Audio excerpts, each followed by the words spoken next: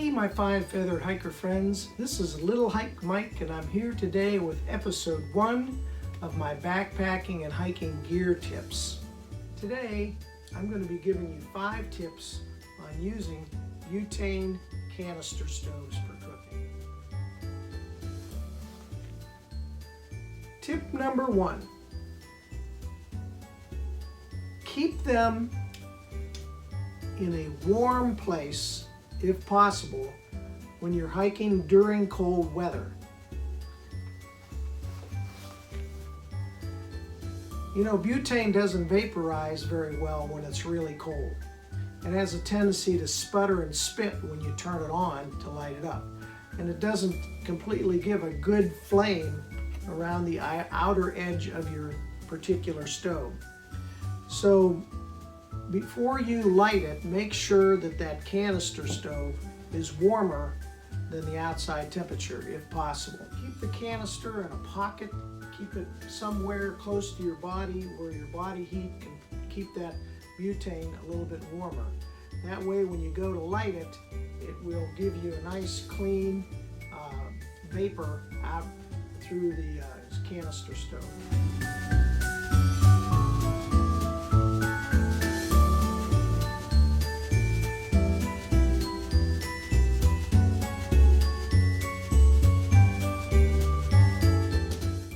Number 2, wipe off the bottom of your canister stove before you store it back inside of your pot. Pressurized butane is cold inside the can.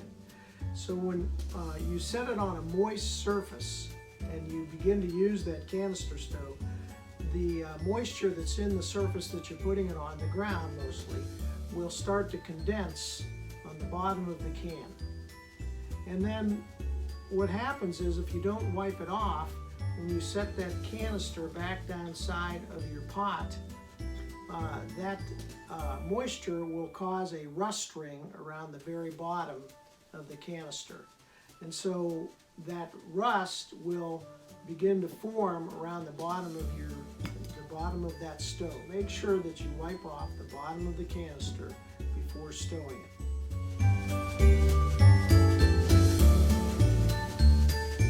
Tip number 3. If you carry any kind of wind block with you, make sure that the wind block has the height to be able to cover the flame.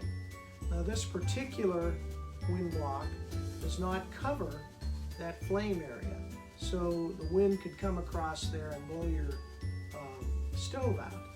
This particular wind block is made for an alcohol stove that I use occasionally, and you can see it works very well with that because the wind isn't going to get to that flame that's going to. Using with a canister stove is going to be sort of way to raise it up. So I carry with me 3 very lightweight clothespins, which I'm able to use as stilts to be able to get that wind block up a little higher. So when I put it over the stove, you can see you can't see the top of the stove now, and I'm able to take my cook pot and put it right down on there.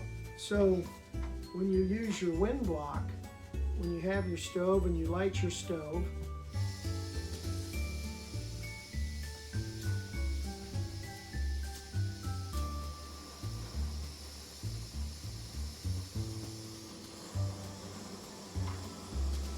you're able to take your wind block and put it right down on top there.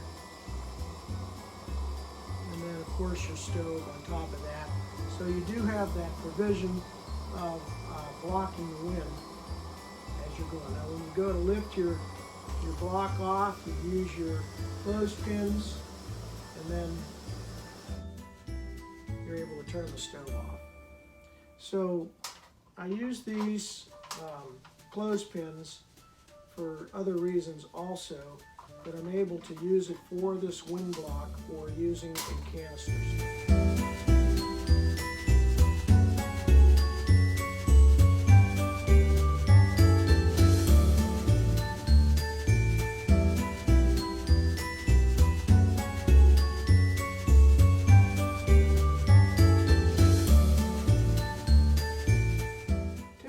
store. Try to keep track of the amount of fuel that you're using for each use or for each trip that you go on. I have two different size cans here. The smaller one, I usually like it because it nestles really nice down inside of my cook pot, like that.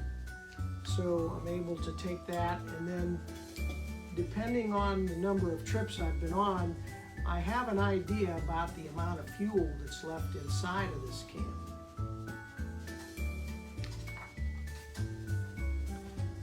On each can, right here, it gives you the weight, the net weight, the amount of fuel weighs, and then the gross weight, which is the fuel and the can together.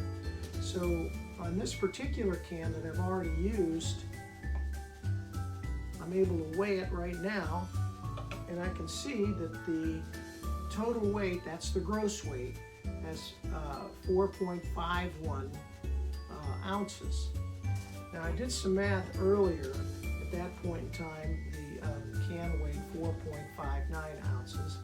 And what I did is I subtracted the can weight, which I already knew the difference of when the can was full, which is 3.5 ounces. So I know that I have at least an ounce left in this particular can. And I have an idea about how much water I can boil. Again, depending on the temperature you're going into, the elevation you're going into, you can pretty much get a feel for how much fuel is left in that can and how much weight there's going to be. Now, if you're so inclined, this particular can weighs 7.75 ounces. That's the net weight, but the total weight of that can is 12.91 ounces. So all you do is you take the total weight, of course, minus the can when it's new, and minus the net weight, and you can figure out what the can weight is of that larger one. So the same way you can weigh them. I use a little food scale here that has, for my other measurements, to get the unit of the amount in ounces typically. You can use the grams also. But that's that's what you need to kind of get a feel for how much fuel you have left in each can. Okay, I have one more tip about butane canister stoves.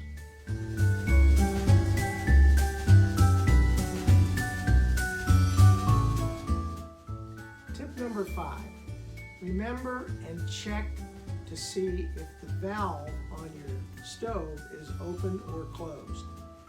Inadvertently, sometimes I've tried to screw the canister onto my stove with the valve being open, like just a little bit partially open.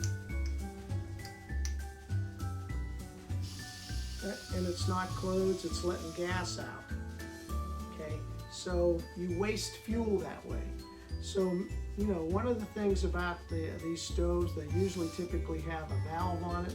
Make sure before you stow it back inside of your backpack that stove valve is closed, and that way you won't waste any gas. So those are my 5 tips about butane canister stoves. I thank you for watching today. I sincerely appreciate your kind attention. If you like my backpacking and hiking gear tip about canister stoves today, please go down to the bottom and put your comments in and hit the like button or both. And also add comments about other tips that you might have had experience with about using butane canister stoves. If you're so inclined and you like what you saw, please hit the subscribe button below and also the bell that will alert you when I have a new video out about other tips I have about backpacking and hiking gear. Until the next time, my fine feathered hiker friends, I hope that you get out there and go on a little hike.